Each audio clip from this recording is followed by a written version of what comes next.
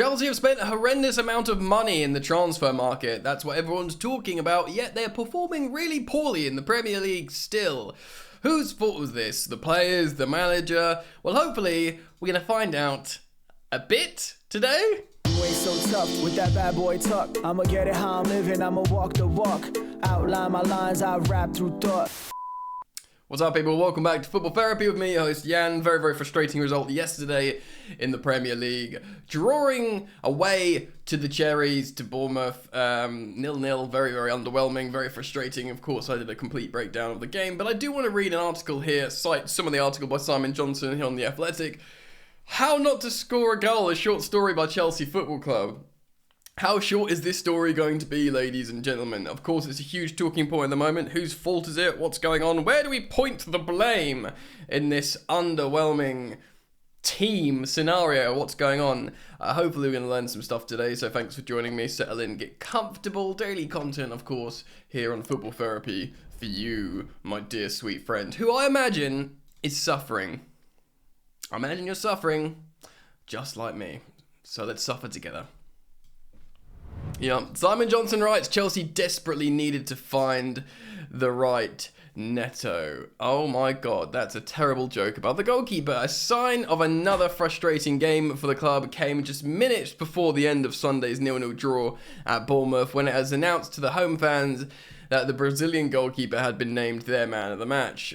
Yeah, true, but Chelsea also took pretty weak shots, if you ask me. The 34-year-old certainly had his moments against Mauricio Pochettino's side, but it would be wrong to make out that Neto produced save of the season montage. Exactly. Instead, it was another consummate exhibition of Chelsea's inability to score a goal. And don't you feel, ladies and gentlemen, viewer, listener, whoever you are, don't you feel that this problem has lingered for so long with us? Like, even in teams where we did score goals, in like Maurizio Sarri's season, there were times where it felt like we couldn't score goals. It's this recurring, lingering illness, this disease, Mr. Anderson, a virus. And it just feels like we can't shake it off. We can't clean it off. Last season, they set a new club record. Of course, we only scored 38 Premier League goals in 38 matches, a goal a game. Chelsea Football Club, bring me back the days of Carlo Ancelotti's free scoring Chelsea Football Club. What happened to us? What happened? Guys, what happened? What happened? They started this season bang on course to match their underwhelming feat. We have 5 goals in 5 games, and no goals in our past 2. Sickening. Nobody can accuse Chelsea of not trying. Pochettino's side pretty janky football. Joint fourth in the division for total shots, so 81 shots. The problem is accuracy. Chelsea are second bottom in the whole league when it comes to the difference between their expected goals and the actual numbers they've scored, and are third worst for shot conversion. Yes, there's only 2 teams worse than us for shot conversion, and that is Luton Town and Everton. Luton Town and Everton. Interestingly, West Ham are 18.2% shot conversion. That's because they're top West Ham. They catch you cold on the break, run through and score a goal, and then they never try. That's the thing with West Ham. They're low block and counter, so they're not trying to score like we are. We're just like panicking outside the box going, we never score goals. We gotta score goals, but we don't score goals. And then everyone just sort of craps themselves, and we continue not to score goals. West Ham don't try, and every now and again they'll break and they'll convert, so they've got like incredible, they've got better than 3 times the amount of our conversion rate. Very, very depressing. Anyway, only Luton Town and Everton are worse than Chelsea. We have 10.13 expected goals, so over 10 goals we've got expected goals, and we've scored 5. Wow. We have pretty much the same expected goals as Brighton, who have scored the most goals in the league. Brighton have scored 15 goals in the league, and we've scored 5. So they've scored 3 times as much as us on the similar expected goals. I know you guys, many of you aren't into stats, and that's fine, but I'm not gonna lean too much into it. It's just a way of quantifying how bad we've been. Like, because I can tell you, oh, we've been bad, mate, we've been crap, like, you know, we all know that. But just to sort of highlight how bad we've been, so we've got it on, like, documents here. Like, we can show the lawyer, look, we are bad, and this is why, you know? You know, it's not just Nico Jackson missing a sitter against Forest. It's, no, expected goals, Brighton, Chelsea, the same. Brighton score 15, Chelsea score 5. Finishing. Yes, Chelsea are missing players. 12 of them, in fact. Pochettino pointed this out while defending his team after they were booed off at the end of the section by the travelling support. But the Vitality Stadium on Sunday, Chelsea contrived to miss almost every conceivable way. And it leaves Pochettino, who has now not won any of his last 14 games in the Premier League as a manager, away games, well, including with Tottenham. I mean, that's contextually just irrelevant though, isn't it? Because like he's managed different clubs in between, contexts are changing at Tottenham. But yeah, we take a closer look at what happened to Chelsea in the final third. Poor technique. Yeah, so there's basically examples here of like Nico Jackson trying to swing with his left foot, and he, he's right-footed, isn't he? And he just puts, I don't even know, his body just collapses underneath him. So we can look at this poor technique, but I'm going to skip that section. We know this poor technique. Taking too long to take shots. If only Conor Gallagher had made a connection sooner. Yes, there was a time when Conor Gallagher should have just essentially taken a shot. Failing to anticipate, a top team always finds a way to get the ball over the line at some point, even when they're not at their best. Sometimes it just takes getting... of course, there was a goalmouth scramble with Levi Colwill.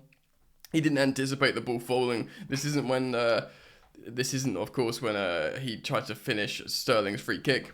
It's like there's so much, anticipation. He speaks about the unlucky miss of Raheem Sterling. If you look at the still of where the ball bounced, it's nearly over the line. There is an element of Chelsea are cursed. Chelsea fans are certainly making their feelings known. Chants of attack were heard in the first half yesterday, and the boos were audible at the final whistle. There is no crisis yet, but the crowd's impatience to see the team score, let alone win, will surely come to the fore at Aston Villa at Stamford Bridge next Sunday. So let's break it down. Yes, the game was a demonstration of how to miss the goal in every single way. Simon Johnson goes into detail. Feel free to go check that out on The Athletic. He speaks about all the missed chances and poor technique. If you want to relive that pain, what is the problem? Okay, so what can the manager do in terms of personnel? Because the first thing people do, right, when they criticise their club's manager is they want to vent saying he's making the wrong decisions in terms of personnel or formation. Well, the formation I think everyone's okay with, 4-2-3-1. It's sometimes a 4-3-3. That's a formation that generally doesn't upset anyone. The back three is one that usually does. Even when you rarely call for a back three unless you've played really well against a big team with it. But everyone always wants their teams to play back four. So it's not really formation. You say personnel, the Chilwell on left wing was upsetting and frustrating many of us, including myself. He did not play at left wing. Mudryk came in, which everyone's been looking forward to see. He had a couple of good moments, but he also demonstrated, which I said in the complete breakdown yesterday, he also demonstrated why perhaps he isn't starting. He's sort of really unsettled, and I mentioned something that I thought was quite a salient point, which is he's not reacting to pressing triggers at all, and he's got his teammates pointing, telling him when to press, and this guy should be the best presser ever. He's super fast and high-octane. He's certainly very strong.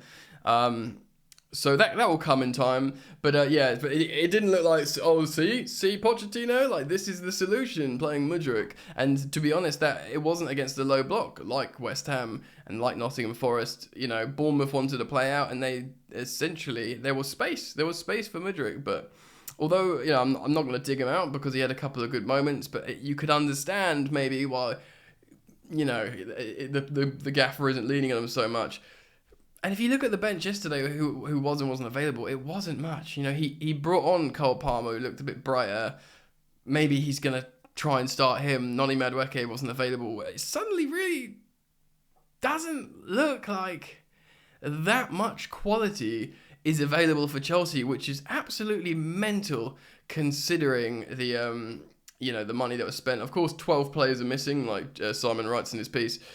And of those 12 are key figures. Reece James has got more offensive offerings than Malo Gusto, but Malo Gusto's been very good, so no one's going to be upset with him. Of course, the massive glaring one in attack is Christopher Nkunku, who we haven't actually seen play a competitive game for Chelsea, and that much pressure is being applied on him. A striker alternative in Armando Broja. Of course, just having an alternative to Jackson might alleviate some pressure. I don't know, man. It's pretty rough, really. And like, none of them scream goals. None of them have prolifically scored goals ever, except Sterling in like 2018 for a Pep Guardiola Manchester City side. So it's very, very tough. Look, Pochettino sides historically score goals. It's not that we've got this really pragmatic defensive manager that doesn't want to go forwards and doesn't want the players to express themselves. So it's really tough. It's this age-old question that we've looked at before at Chelsea, and I'm sure many football fans of their respective clubs as well. When they look at who they've got available, they look at how they're setting up, and they look at, how much time they're spending in the opposition final third and how many shots they're taking. We're in the top 4 for shots taken, so it's not like the gaffer's saying, don't ever take shots, unless it's take one shot a game and that's all you're allowed. No, we're taking like 80 shots this season. So they're trying to score, but they're not scoring. So it's very, very frustrating because that's all it comes down to. The defense isn't bad. Again, Chelsea kept a clean sheet, which was, good. Rob Sanchez looked a lot better in goal. It was one of the very, very few bright sparks in that dismal performance. That our best player was probably our goalkeeper, which says a lot. To be honest, both goalkeepers were probably the best player respectively on both sides. Which talks about not the most exciting game. So it's not defense. It's just scoring goals. And is that on Pochettino? Like, the thing is, I was going for a run this morning, right? And I was trying to think about this, and I was like, how would changing the manager at Chelsea just make us better right now? And all I could think of is Pep Guardiola coming in to Chelsea. I think he's the best manager in the world, right? Bringing in Guardiola. But then it would take time. He wouldn't just make Chelsea really good immediately. He'd want like a pre-season, and, of course, his first season at Man City was pretty underwhelming, despite having like Aguero and, Kevin De Bruyne. So in terms of like assets for productivity, he had them. We don't really have that, I don't think.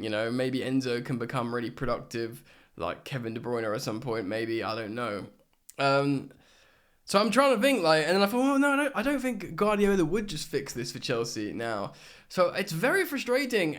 The fact that you spent all this money, we've got a good manager that in theory fits the project, developing young players long term, and, multilingual, multi sort of cultural as well. The coach, there's not a shot of Graham Potter or Frank Lampard, but that's the truth. He's South American, he can probably culturally relate to the Spanish-speaking South American kids that are coming through into the club. So I get it in terms of theory, how he suits the project.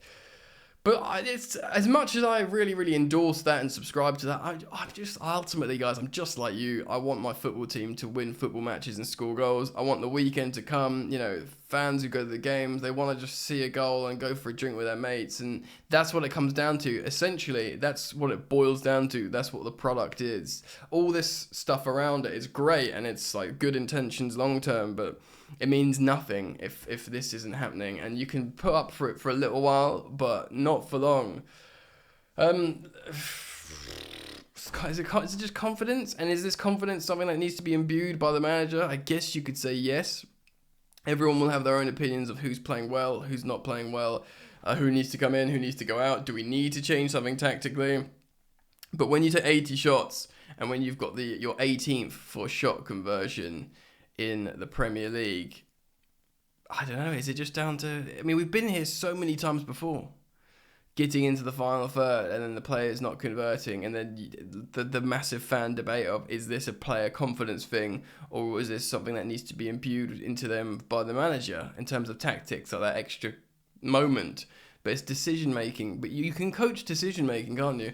It's really, really tricky, man. It's super tough. I wanted to reflect on this and the great problem. So I wanted to put it to you guys. I'll be very interested in reading your comments on this video, guys. Yeah, I'll be very, very interested. So please do leave your comments down below. Thank you for liking and subscribing to Football Therapy. And hopefully see you back here very soon. Keep your chin up, mate. It's going to be okay.